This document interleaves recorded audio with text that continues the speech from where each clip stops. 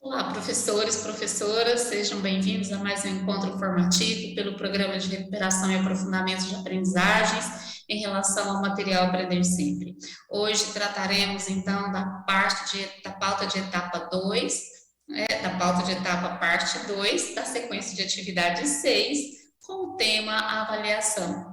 Bom, sou a professora Vanuzi Batista Pires Ribeiro, sou graduada em Letras, sou especialista em Gestão Pública e Avaliação Educacional, sou professora das redes estadual e municipal, trabalho há algum tempo com produção de material e formação de professores, mais especificamente para o ensino médio.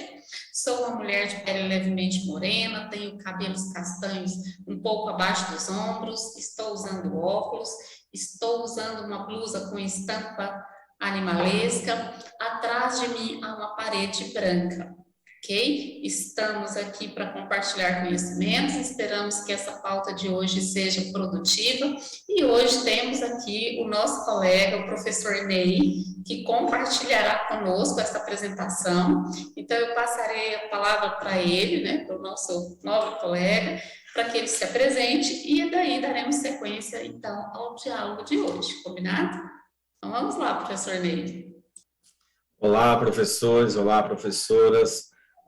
Um olá especial para minha colega Vanuzi. Mais uma vez, é um grande prazer compartilhar esses momentos de formação com ela, né? A gente pensa junto, a gente dialoga em torno do Aprender Sempre, em torno das atividades relacionadas ao ensino de língua portuguesa, né? Mais uma vez.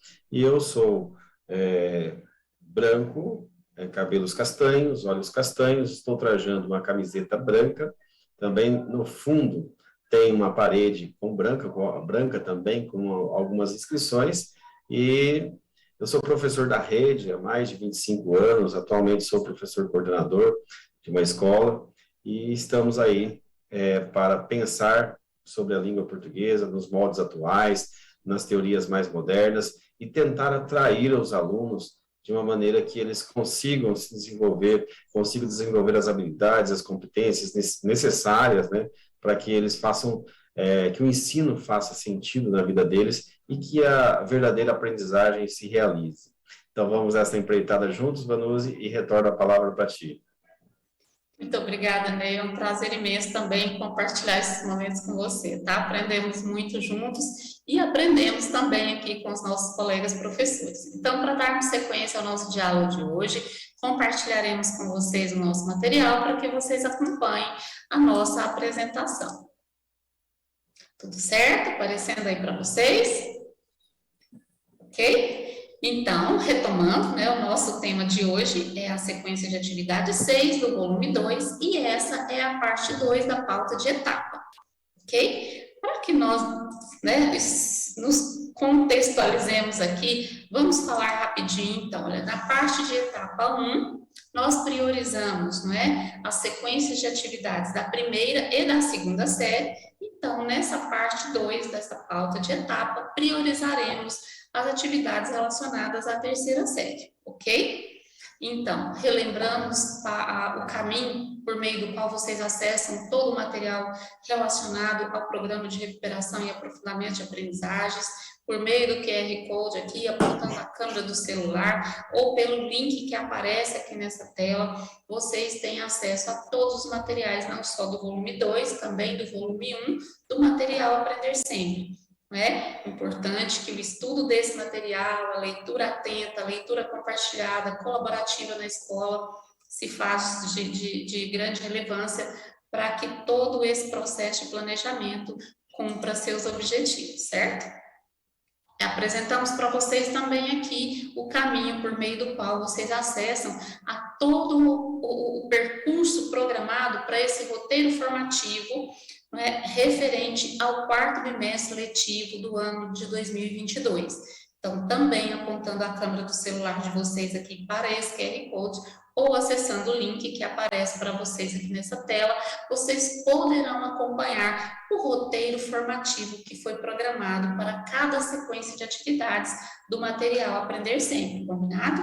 Então, qualquer dúvida, se vocês sentirem necessidade de retomar alguma pauta, de voltar a alguma discussão, rever algum tema que tem sido proposto para vocês e que vocês consideram relevante, todo esse material está disponível para vocês aqui também, ok? Então, para o nosso diálogo de hoje, cujo tema são os processos avaliativos, né, em relação à leitura e hoje um pouco mais específico em relação à escrita, nós pretendemos que ao final dessa discussão vocês sejam capazes, né, e consigam discutir aí nos processos de planejamento com um pouco mais de aprofundamento, conceitos teóricos que já foram apresentados, então, na parte 1 desta pauta de etapa, referente à sequência de atividade 6 do Aprender Sempre, considerando processos de avaliação com ênfase nos critérios avaliativos e em rubricas de avaliação que são de grande valia para esses processos, não é? No sentido de coletar evidências que direcionarão o nosso trabalho e as nossas ações pedagógicas rumo ao desenvolvimento das habilidades que são propostas em cada uma dessas sequências, ok? Para o segundo momento, aplicaremos critérios avaliativos e rubricas apontando para atividades, gêneros textuais que estão postos aí na sequência de atividade 6 do material Aprender Sempre, para que no terceiro momento, não é, o propósito então é discutir com vocês algumas ações que se referenciam aí ao desdobramento da TPC, as ações que poderão ser realizadas durante esse momento de planejamento, né, de atividades coletivas e presenciais na escola, propondo ações pedagógicas com a finalidade, então, de coletar evidências para aprofundar e ou recuperar habilidades essenciais de acordo, então, com o contexto das salas de aula com as quais vocês trabalham, tudo certo? Tudo bem, Ney? Gostaria de fazer algum comentário sobre os objetivos? É isso mesmo, Vanusi. O nosso foco é esse, né? A tecla é sempre essa de entender esses processos que estão colocados, que permeiam toda a discussão em torno de avaliação, métodos de avaliação, o que fazer com a avaliação, por que fazer a avaliação, o time da feitura dessa avaliação e essa questão da rubrica, né? Que é um elemento novo que está aí e que nós precisamos, em conjunto, trabalhar em rede mesmo, para que ela se estabeleça e que a gente consiga extrair dessa técnica, dessa nova metodologia, elementos capazes de fazer com que aquele rumo que nós tínhamos de usar a avaliação para nortear os novos passos, eles sejam passos mais certeiros em busca daquele ideal de aproveitamento do espaço da escola, do momento dos alunos, também voltando às questões motivadoras e todos os elementos que permeiam o ensino, a aprendizagem e a avaliação para programar os novos passos da aprendizagem. Muito bem, é isso aí. Então, o nosso objetivo é esse, né? O nosso propósito é esse e vamos seguir então. Bom, como é de costume, nós organizamos o nosso diálogo em 3 momentos e este primeiro momento será destinado então para uma retomada breve aqui, de forma simples, de alguns conceitos que foram apresentados para vocês na parte 1 desta pauta de etapa, em relação, então, a algumas concepções que giram em torno aí da avaliação. Bom, esse tema, né, quando nós falamos de avaliação, é sempre muito complexo, é um tema muito amplo, e é um tema que pode nos levar a diferentes vertentes, não é verdade? Então, existem aí avaliações que são mais simples, processos avaliativos que acontecem normalmente aí no dia a dia, no corriqueiro da sala de aula, até processos avaliativos que são bem maiores, bem mais amplos, não é? Mas a nossa intenção aqui é trazer algo em relação à avaliação de forma muito tranquila, não é? Que sirva para que nós consigamos acompanhar o desenvolvimento dessas habilidades que são apresentadas pelo material Aprender Sempre e aqui especificamente na sequência de atividades 6. Entendido? Tá? Então, o nosso propósito, a nossa ideia não é abrirmos de forma tão abrangente essa discussão relacionada aos processos avaliativos, mas sim trazê-la para mais perto de nós, não é? Trazê-la para mais perto do trabalho que estamos fazendo em relação à aplicação do material Aprender Sempre na sala de aula e que acreditamos que tem sido de grande valia para a ampliação das aprendizagens, para oportunidades diferenciadas de aprendizagem e para o desenvolvimento de habilidades que são tão importantes para que os nossos estudantes sigam no processo formativo deles com qualidade, não é? Esse é o nosso objetivo. Então, aqui nós trazemos algumas indicações de Hoffman, né, da Sarah Hoffman, e ela diz, então, que a avaliação nesse interior, né, nesse processo que é mais íntimo, que fica aí mais próximo, né, das tarefas diárias, das tarefas corriqueiras do dia a dia, ela traz, então, o termo avaliação educacional como um termo que surgiu por volta de 1934, pelos estudos de Ralph Tyler, né? Foi um período de formulação de objetivos voltados para a aferição de objetivos, né? De processos de aprendizagem desenvolvidos no espaço escolar. Então, para ela, avaliar nessa época, conforme os estudos dela, tinha uma função mais um pouco diferente, né, Ney, do que nós temos agora. A avaliação tinha um cunho muito fechado, não é? Voltado para o controle, para a classificação exclusivamente quantitativa dos estudantes em relação às notas. Então, era uma concepção de avaliação que foi se desenvolvendo, foi melhorando, não é? E hoje a gente tem, graças a Deus, condição de ter aí estudos mais avançados em relação ao sentido, ao significado da avaliação. Em relação aos estudos dela, não é? Então, hoje, na atualidade, olha só como podemos comparar esse processo avaliativo e quanto isso avançou aí de 1934 para cá. Então, hoje, não é? No nosso momento, a avaliação é vista como um instrumento qualitativo que permite a coleta de evidências com a finalidade de planejar ações pedagógicas visando o aprofundamento e a recuperação dos estudantes.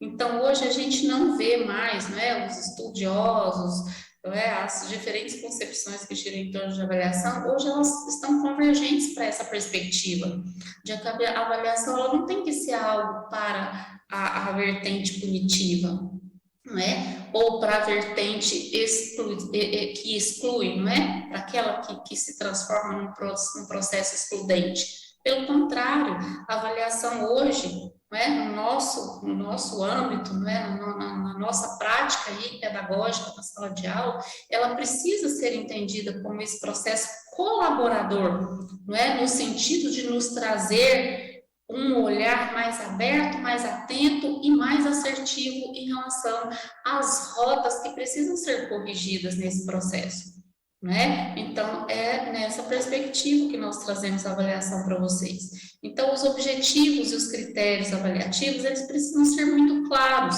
E a gente tem de ter essa consciência, não é, Neide? Que a avaliação se ancora em objetivos e critérios que precisam ser previamente estabelecidos, ou seja, quando pensamos em qualquer formato de avaliação, o nosso primeiro passo é pensar na intencionalidade dessa avaliação. O que nós queremos com ela? Por que nós vamos aplicar? Não é? E de que maneira nós vamos organizar e preparar uma ferramenta que consiga trazer para nós as evidências que nós estamos buscando. Não é? Então, é preciso que a gente saiba o que queremos avaliar, de que maneira queremos avaliar, para que esse instrumento seja emancipatório, não é? Para que ele traga emancipação para o estudante no sentido de sanar as dificuldades que estão prendendo esse estudante, no sentido de ele não avançar no processo formativo, não é? Então, essa é a perspectiva e nós gostaríamos, então, de deixar para vocês, depois das nossas referências, caso queiram ver um pouco mais sobre os estudos da Hoffman em relação à avaliação.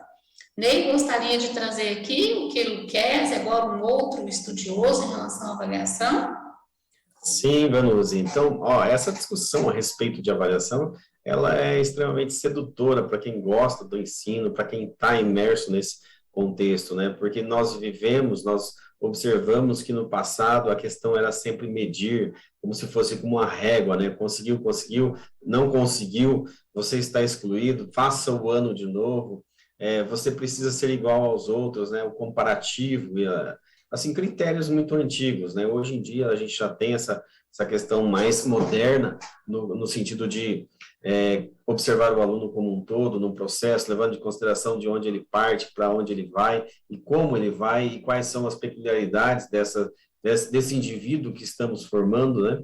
E aí eu trago aqui a questão do Lucchesi, os preceitos do Lucchesi a respeito do processo de avaliação da aprendizagem, né? Ele coloca o primeiro item ali que nós temos, a primeira ideia é avaliar conceitos teóricos mais práticas, busca de novas possibilidades que ultrapassem as adversidades nos espaços escolares. Então, é buscar novas possibilidades, é abrir novos horizontes, é ser capaz de ver aquilo que o aluno não via ainda, inclusive as potencialidades que ele traz, o que ele trouxe de representativo para aquela avaliação.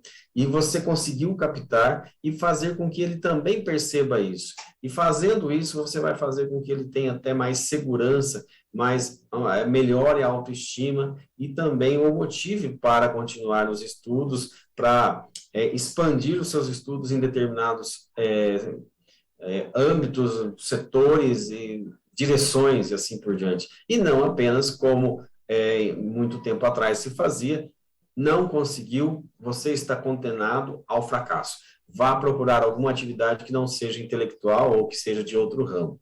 Outra ideia que o Lucchesi coloca é a seguinte: avaliar está relacionado à dedicação à aprendizagem, mais pesquisas, mais momentos de reflexão sobre práticas para ressignificar a aprendizagem, ou seja, os resultados desejados, né? Então, é preciso pensar no como e quando e com que quantidade está se dedicando à aprendizagem. A aprendizagem realmente significativa. Não é decoreba, não aprender conteúdos inócuos, mas assim ser capaz de fazer relações com outras disciplinas, com outros conhecimentos, com o conhecimento de mundo que esse aluno já traz e fazer com que isso se expanda dentro dele e também haja interação com outras partes do conhecimento, com outros espaços da comunidade.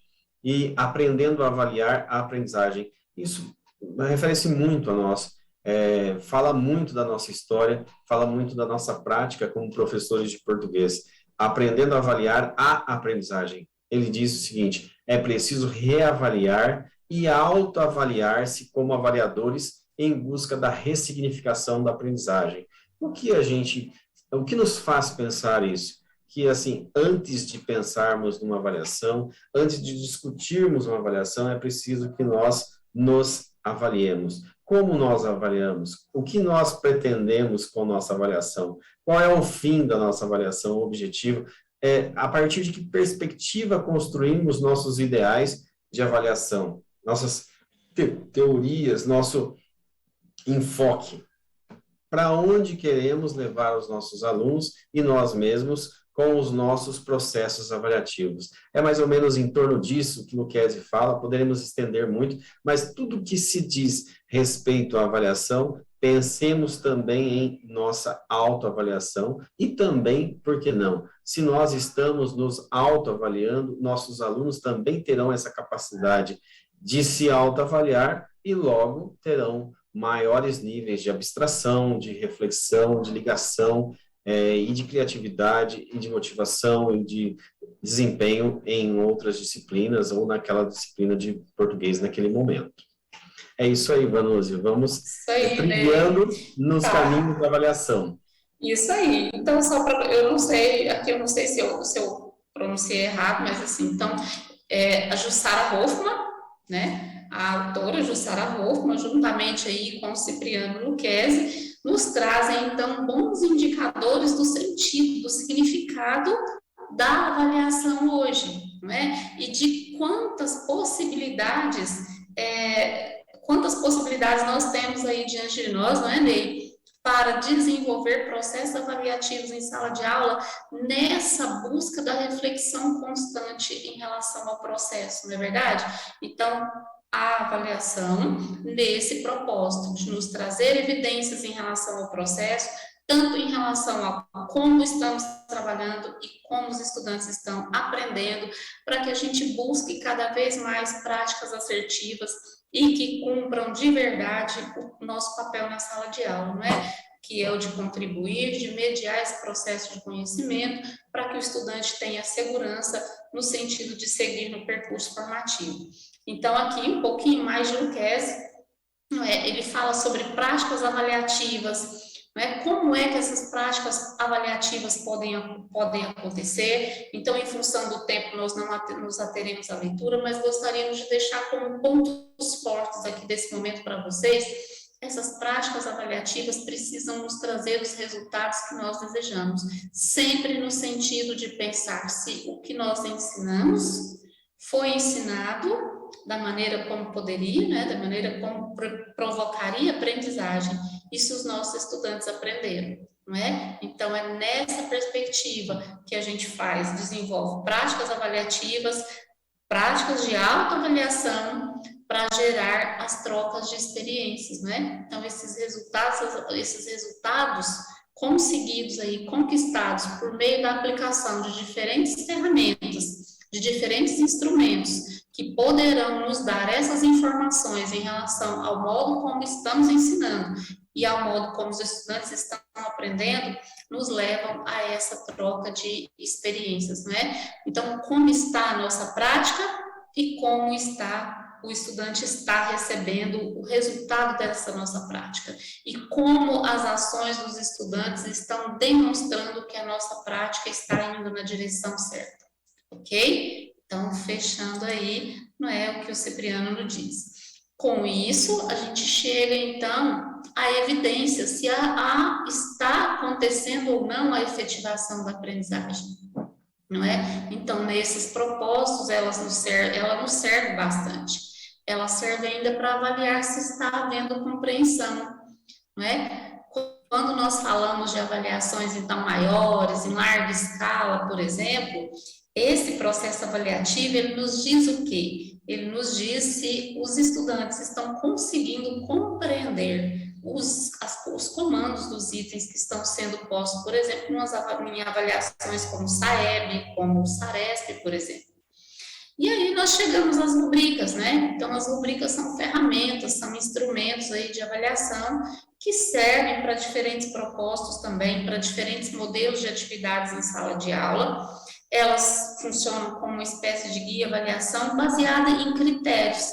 Quais critérios? Os critérios que acompanham a nossa intencionalidade, né? Então, se vamos avaliar o estudante em relação à leitura de um determinado gênero textual, se vamos avaliar o estudante em relação à produção textual escrita de um determinado gênero textual, então, esses elementos que o Lucchesi nos traz, né? E aqui nós temos outros autores, né? O Wiggins aí e McTighe, o que eles nos trazem é isso, é que o nosso olhar precisa estar voltado, então, para essas diferentes situações, para que a avaliação ela seja promovida em função da nossa intencionalidade e para que ela nos traga os resultados que nós desejamos e que nós pensamos.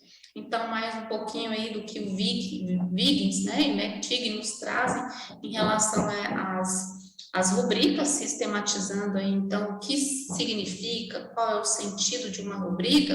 Então, elas são isso aí, ó, são instrumentos de apoio para interpretar e organizar dados em relação a um processo avaliativo, são ferramentas que rompem, né, com a perspectiva tradicional de avaliação, com aquela perspectiva que exige que o estudante desenvolva uma prova e que ele tenha que, então, para isso, memorizar conceitos, memorizar textos, e essa memorização acaba muitas vezes não sendo tão produtiva, tão significativa para gerar aprendizagem, né? Então, as rubricas, elas inovam nesse sentido, Elas nos atendem também em relação à construção de indicadores, em relação aos objetivos de aprendizagem que foram pensados, aos resultados de aprendizagem que foram desejados ao iniciarmos qualquer que seja o processo de ensino-aprendizagem, e elas ainda nos permitem criar diferentes níveis de avaliação. Né? Nós podemos, por exemplo, aplicar, como mostraremos para vocês um pouco mais à frente, numa mesma rubrica, avaliar estudantes que tiveram desempenhos mais baixos, desempenhos medianos ou desempenhos maiores. Então, aqui, olha, nós temos uma possibilidade de ferramenta avaliativa com essa gama, né, de sentidos, de significados e de possibilidades para nos trazer diferentes evidências que podem nos direcionar de forma mais assertiva, então, na recondução e na reorganização dos nossos planejamentos. Ok? Então, com isso, fechamos o primeiro momento. Vamos lá, professor Ney, com o segundo, né? Então, agora o professor Ney mostrar para vocês um pouquinho desses critérios avaliativos que giram em torno aí das rubricas. Não estamos querendo dizer, né, professor, antes de passar para você, que as rubricas sejam as melhores, as mais eficazes, né, ferramentas avaliativas. Não é isso. Nós estamos mostrando aqui como uma perspectiva de ferramenta que pode ter uma abrangência maior nessa proposta de ensino e aprendizagem que envolve o estudante numa ação protagonista, certo? Então, é nesse sentido, tá bom? Mas não no sentido de dizer que elas sejam melhor ou pior que outras ferramentas e outros instrumentos, ok? Então, o professor Ney complementará isso com vocês a partir de agora. É isso mesmo, Vanuzi. A gente vai trilhando nesses meandros da avaliação. Nós vemos que todas as possibilidades de avaliação são válidas, desde que nós tenhamos em mente a questão do aluno como protagonista, mas ele também, não só como protagonista, mas como sendo um elemento a ser com quem o professor vai compartilhar os próximos passos, né, rumo à aprendizagem mesmo, propriamente dita. Então, aqui quando nós falamos de critérios avaliativos e rubricas, nós pensamos dos critérios dos mais antigos, das observações mais antigas, às mais próximas, né, as mais próximas à nossa realidade. E quando tratamos de rubricas, nós temos esse elemento, não é uma invenção de agora, mas assim, a utilização, a otimização desse uso, porque a gente acaba pegando assim um gancho de elementos, né, a gente consegue detectar elementos que ainda a gente não tinha detectado em alguns outros tipos de avaliação um pouco mais engessadas. Então, nós entramos aqui nesse momento de reflexão, e refletir é nosso papel, fazer com que nossos alunos reflitam também, que eles pensem em cima de aprendizagem, e a reflexão trazida aqui é a seguinte: os critérios avaliativos e as rubricas potencializam avaliações mais significativas em relação aos gêneros textuais da SA6 do Aprender Sempre. Vamos lá para ver o que acontece, né? Será que isso acontece? Será que é propício o uso das rubricas neste momento da formação dos nossos alunos? Então, nós retomamos aqui esse momento colocando alguns critérios avaliativos. E as rubricas são ferramentas que potencializam as coletas de evidência. Então, o professor está sempre em busca de evidências, sempre pistas do que enfatizar nos próximos passos.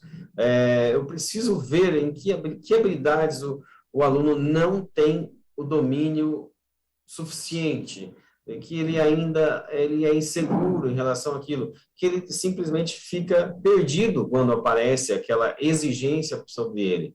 E aí entra a questão da avaliação. A avaliação dá essa pista para o professor. A avaliação bem aplicada, ela traz esse retrato, ela traz um mapa.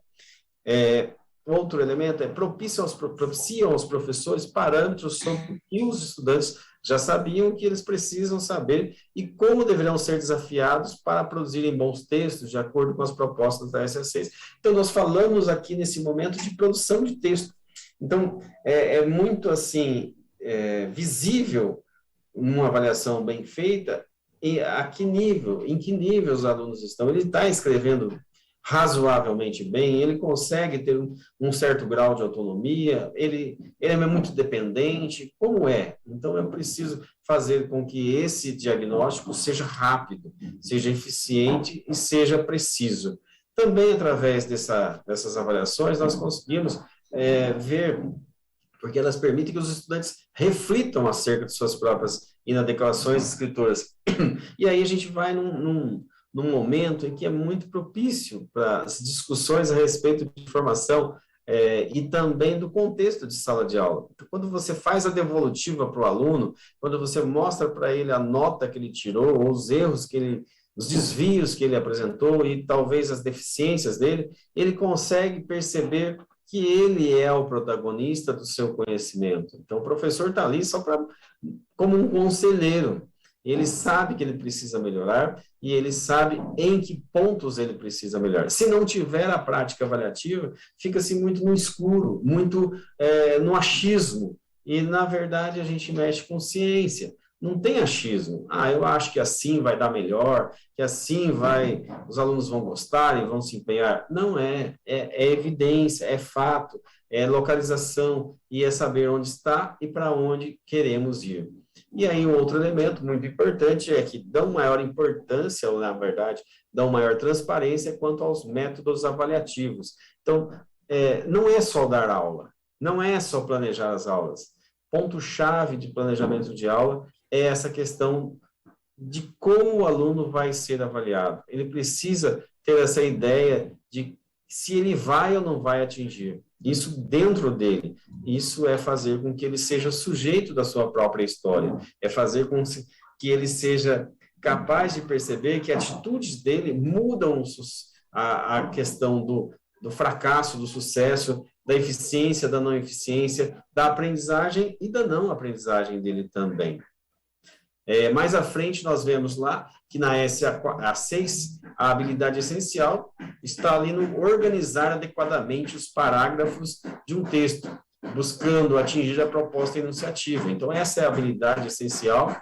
Os objetos do conhecimento é a estruturação de escrita, planejamento, projeto de texto, intencionalidade comunicativa. Isso é um elemento muito importante que a gente bata nessa tecla, que a gente enfatize, que a gente repita. Todo texto tem uma intencionalidade, e perceber essa intencionalidade é o meio do caminho, ou talvez mais do que o meio do caminho, para a compreensão do texto, do seu contexto de criação, e assim por diante. E também enfatizar que textos são escritos para serem revisados, são lapidados, né? São quase que da mesma natureza das obras de arte. Eles precisam lapidação, eles precisam esse desgaste, esse testar, esse avaliar e voltar. Vamos para aulas 2 e 3, e o que a gente encontra lá? Acaba encontrando quais são os resultados desejados dessa aula? Que os estudantes sejam capazes de identificar marcas linguísticas na construção e reconhecer efeitos de sentido decorrentes do uso de recursos da variação linguística, da linguagem informal e oral, etc. e tal. Então, nós temos essa atividade aqui focada, sugestão presente é ativar os conhecimentos prévios acerca das diferenças entre quadrinhos e tiras, respondendo a algumas questões. As questões estão aí. O professor vai em cima do aluno, conhecendo o mundo do aluno com a perspectiva de história em quadrinhos.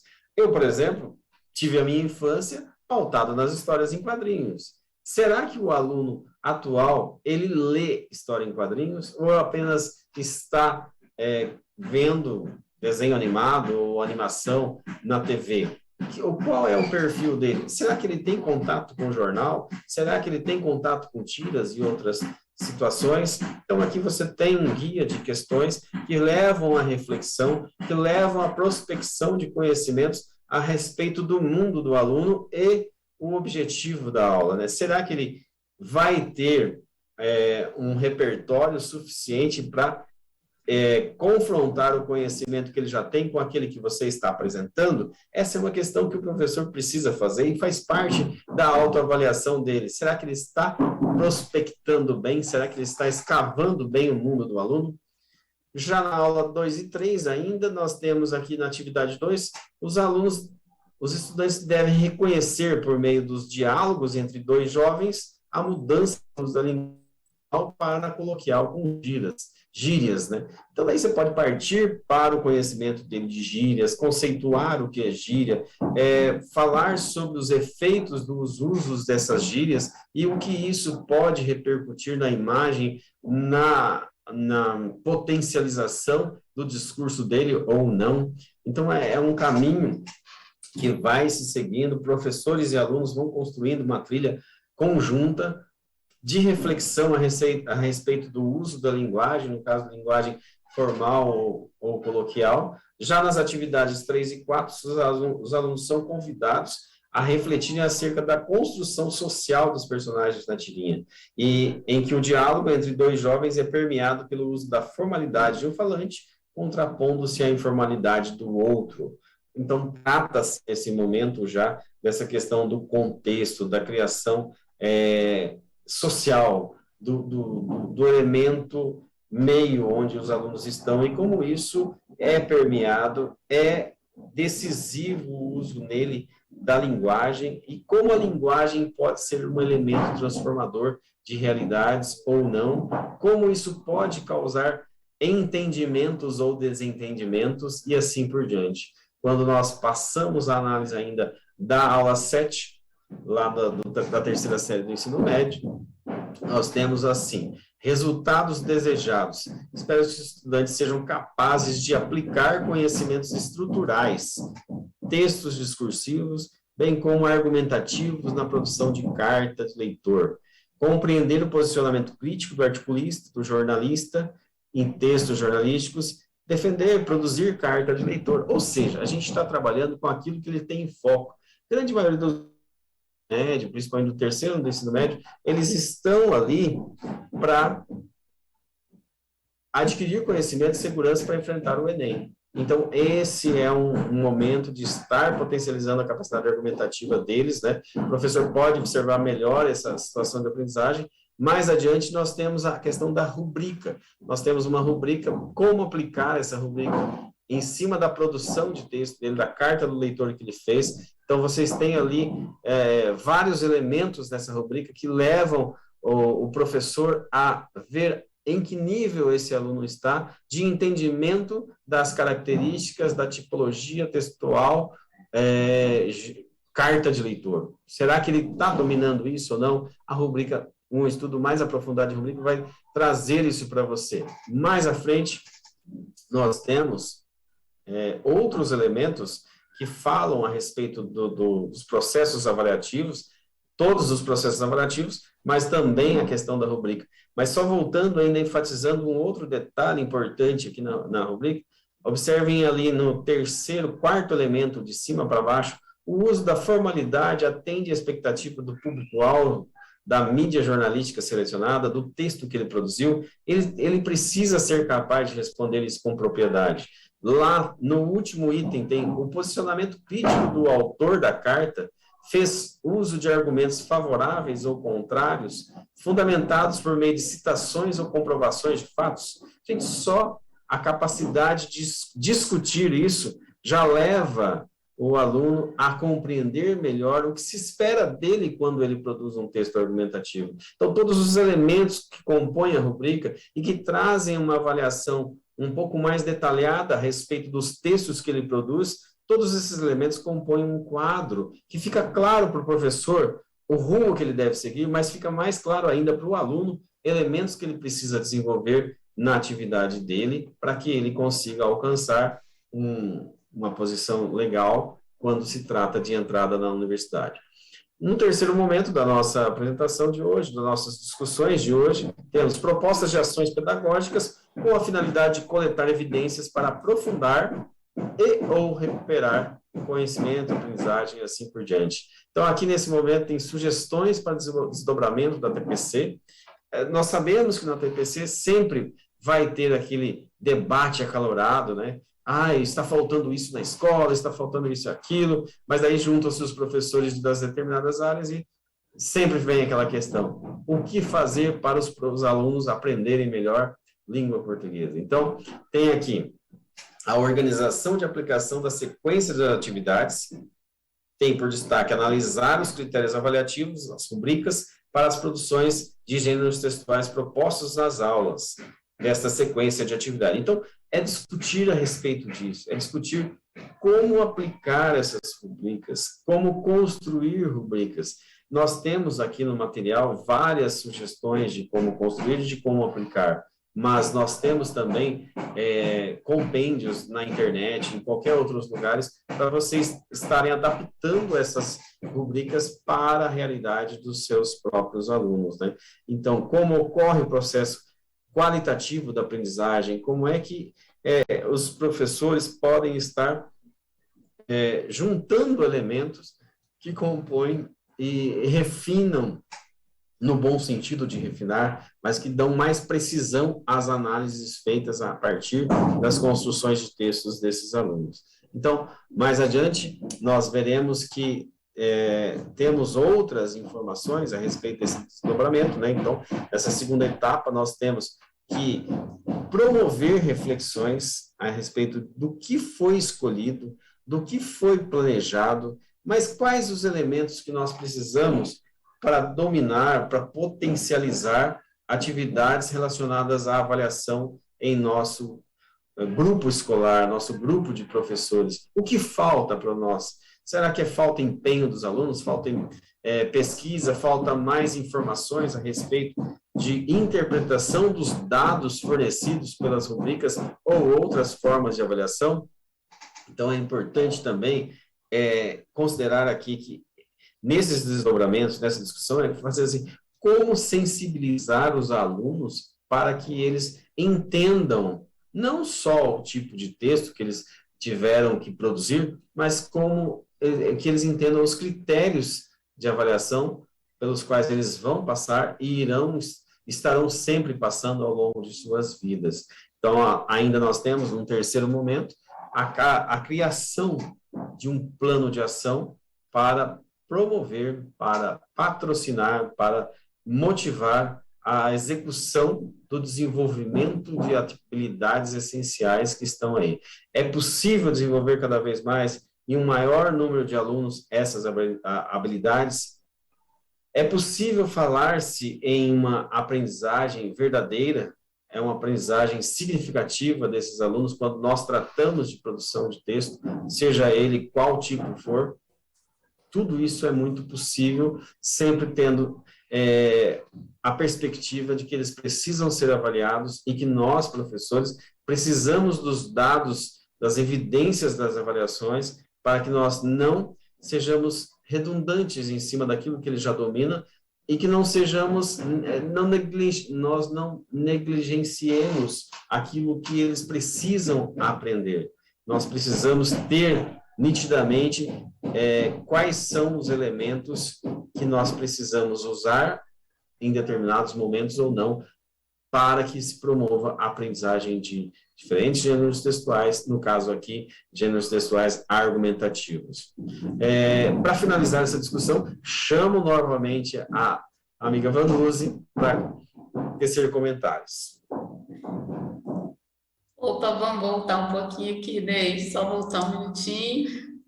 Tô indo para frente, então, peraí, não sei, acho que eu me embananei aqui, mas tudo bem, pessoal, voltamos aí, então, né? Obrigada, professor Ney, pela colaboração, nós agradecemos a participação. Eu acho que eu me perdi aqui, não sei, mas fica registrado aqui nesse material o QR Code para que vocês façam a avaliação, né, desse momento de diálogo de hoje relacionado à avaliação, né? Procuramos trazer para vocês, então, aí uma retomada do que foi feito na parte 1 da pauta de etapa da sequência de atividade 6, não é?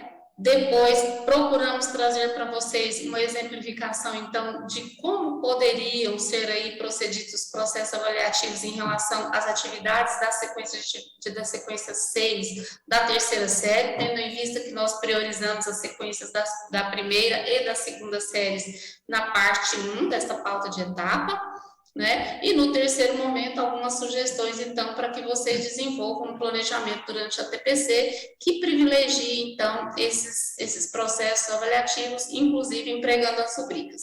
As nossas referências para que vocês possam ampliar, então, aí, os conhecimentos de vocês em relação ao material trazido, né? Então, compartilhamos o nosso material para agradecer imensamente aí, inclusive a Elisângela e a Giovana, que nos apoiaram aí com a interpretação dessa nossa discussão, dessa nossa conversa de hoje, né? Muitíssimo obrigada, Ney, pela participação, pelas contribuições que você trouxe. Esperamos que, olha, né, como dissemos no início, a falar sobre avaliação é extremamente amplo, o assunto é muito amplo, muito complexo, mas que fique aí para vocês, então, algumas possibilidades de processos avaliativos que poderão acompanhar o desenvolvimento, então, das habilidades que estão postas na sequência de atividade 6, por meio da sequência de 8 aulas que percorrem, então, essa sequência. Então, muitíssimo obrigada, né, mais uma vez por estarem aqui conosco e por nos permitirem também estar com vocês. Obrigada, Ney, com você. Vanusa, muito obrigado a você, obrigado a todos que estão aqui e até uma próxima.